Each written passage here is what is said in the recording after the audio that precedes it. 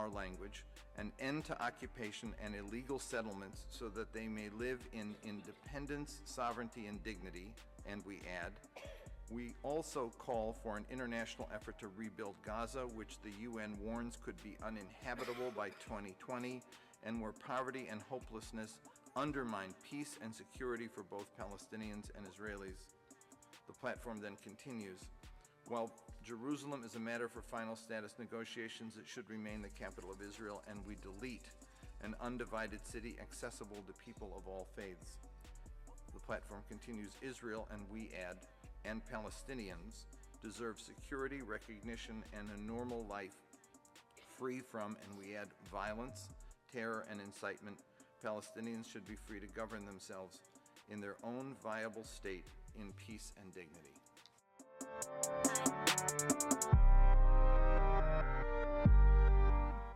During her opening comments, the chairman at one point used the expression, Chairman Wasserman Schultz, about putting ourselves in others' shoes.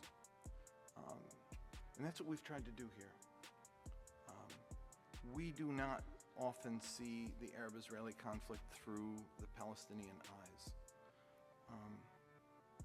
The reality is, as Senator Sanders has made clear, that there are two peoples in this situation, and two peoples who need to be understood, and whose pain needs to be recognized. Language about just a two-state solution doesn't quite go to the point of the reality is the Palestinians are living under occupation. The Palestinian land is being taken by settlements. The Palestinians are enduring checkpoints that are the result of an occupation that deals them daily with horrific humiliation, denying them freedom of movement, denying them employment, denying them the opportunity to give their children free space in which to live. That's on the West Bank. That's in Jerusalem. Gaza is another story entirely. With 60% unemployment, youth unemployment is even higher. Understand that in Gaza, if you're a young man under 30, you most likely have never had a job, no prospect of a job, and therefore no opportunity to build a decent future for your family, to have a family even. And so death even then becomes a more desirable option for some. Suicide rates are up, mental illness is up, drug addiction is up. The situation is unsustainable and it must change. Our party has in its platforms, if you review them over the years, historically lagged way behind where reality in the region is. I remember being in this same situation with Wendy Sherman in 1988 when we called for mutual recognition, territorial compromise, and self-determination for both people. It was as if the sky was going to fall. It didn't. We survived, and 5 years later, Palestinians and Israelis on their own came to an Oslo agreement, and unfortunately were left alone, too often left alone, and the process died. But understand, we did not recognize a Palestinian state in our platform until 2004, after George Bush did it. We have an opportunity here to send a message to the world, to the Arab world, to the Israeli people, to the Palestinian people, and to all of America, that America hears the cries of both sides, that America wants to actually move people toward a real peace because it understands that there's suffering here, suffering that is unsustainable. The term occupation shouldn't be controversial. George Bush said that there was occupation. Ariel Sharon said there was an occupation. Barack Obama has said there was an occupation. There is an occupation. It denies people freedom. Our president has said that. We have to have the ability in our politics to say what we say in our policy. We can't think with two brains. It's one brain. If our policy says it's an occupation and settlements are wrong and they inhibit peace, why can't our politics say it? It doesn't make sense. We'll come back and in the next administration behave just as the last one, but our politics won't change.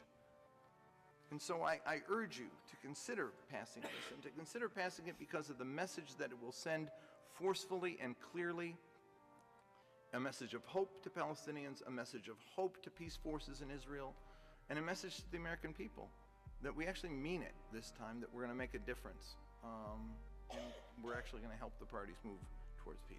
Thank you.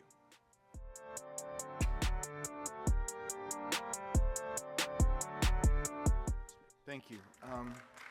Bonnie, number one, and Howard, I want to make it clear that Bernie did craft this, much of this, and that he kept the language in.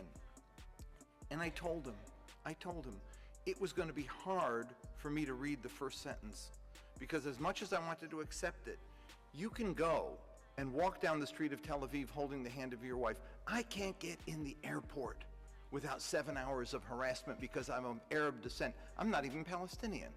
I'm Lebanese American. And because my father was born in Lebanon, I get stopped at the airport. When I was working with Vice President Gore, I almost missed the dinner that he had invited me to come to with him at the Knesset, because my father was from Lebanon, and for 7 hours I sat in the airport being grilled by people about why I was there and what I was doing and what. The treatment of people of Arab descent, just going there, is discriminatory. The people who live there suffer horrific discrimination. We have to be able to call it what it is. It's an occupation that humiliates people, that breeds contempt, that breeds anger and despair and hopelessness, that leads to violence. All that we've done here is accept the contours of the situation. There's an Israel. We accept it. We support it. We want to do everything for it. But there's a Palestinian people living under occupation, being drowned by settlements, and people in Gaza. We have to be able to talk about Gaza.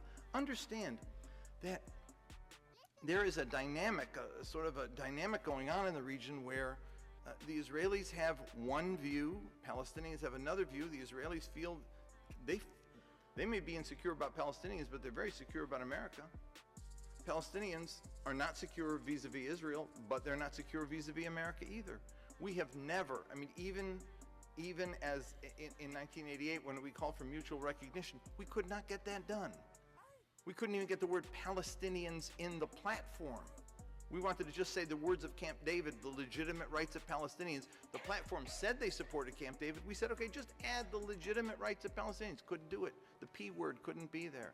We're asking to move beyond this now. Reality has moved way beyond just recognizing they're there. It's hearing their voices, understanding their pain, saying that our Democratic Party understands that this is a conflict that must be resolved by respecting the rights of both peoples. I thank you.